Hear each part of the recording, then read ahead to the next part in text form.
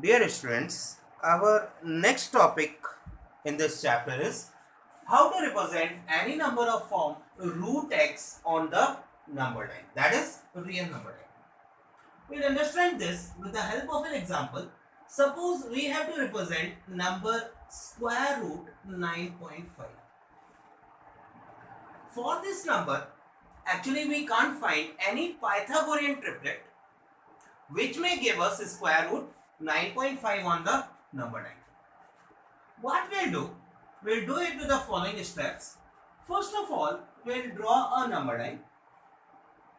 This number line from O to point A should be 9.5 units long. Whatever number is there in the square root, that much length we'll be having of the number line without the square root. In fact, the square root 9.5 we have to represent, but we will draw the number line having the length 9.5 units exactly. Right? Now what we'll do? We will produce this line further to point B, and this point should be 1 unit. I'll write this. How much is the length OA? 9.5 units. How much is length OB? 9.5 plus 1, that is 10.5 units.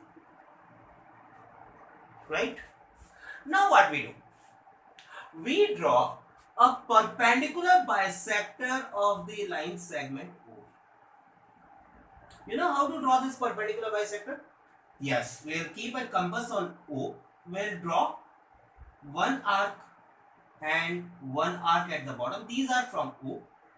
With the same radius, we'll draw one arc from B also. This will give us a perpendicular bisector. With this perpendicular bisector, we will find the point C. C is what? The midpoint of the line OB. C is the midpoint of line segment OB. Now what we'll do? With C as the center and CO or CB, which are both equal, as the radius, we will draw a semicircle. We will draw this semicircle. This semicircle will intersect O as well as at B. Okay? We have drawn a semicircle with C as the center and radius as CO or CB. CO or CB as the radius, we have drawn this semicircle. Right? Now what we'll do? We will draw from point A, we will draw a perpendicular on the line CB. Let this intersect the semicircle at point B.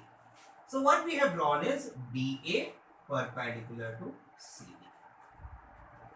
We have drawn BA perpendicular to CB. Now what our Pythagoras theorem is going to prove is that this AD is actually square root 9.5 units. I am going to give you a justification. What I am going to do is, I am going to join C with B.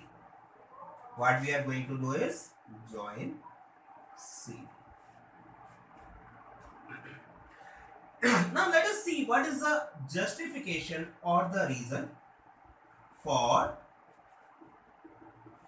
AD being equal to square root 9.5. Why we can say that?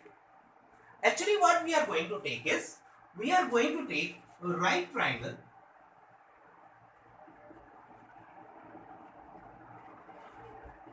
ACB.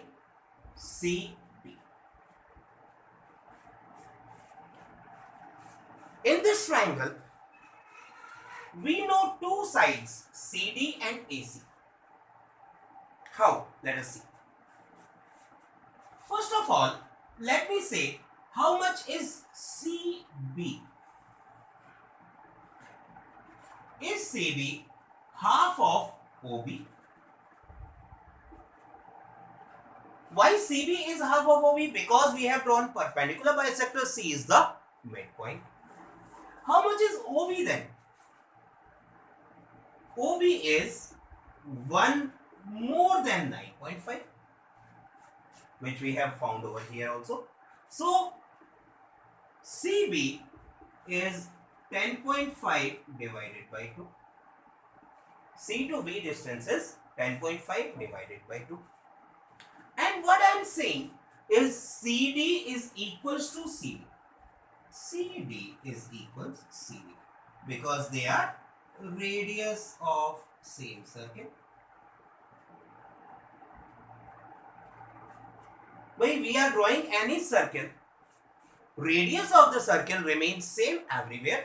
CD is also the radius and CB is also the radius. So CD is also 10.5 upon 2. How much is AC then? I will do it this side. How much is AC then? AC will be CB minus AB.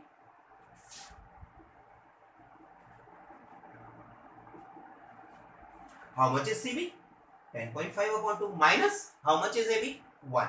So this should be 10.5 upon 2 minus 1. Can we say this is 10.5 minus 2 upon 2 or 8.5 upon 2? Now let us apply Pythagoras theorem. What we have is AD equals under root of CD square minus CA square. That should be under root of 10.5 upon 2 square minus 8.5 upon 2 square. Now this is the difference of 2 squares. Can we apply our identity we have studied in class 8? A square minus B square is A plus B multiplied with A minus B. So this AD should be under root of 10.5 plus 8.5 upon 2. We can add them directly because denominator is same, and 10.5 minus 8.5 upon. What is this going to give us? 10.5 plus 8.5 is 19 upon 2. Subtraction gives us 2 upon 2, that is 1. 19 upon 2 is 9.5 square. So this way we are able to represent any number's square root on the real number line. I am sure this is clear to you.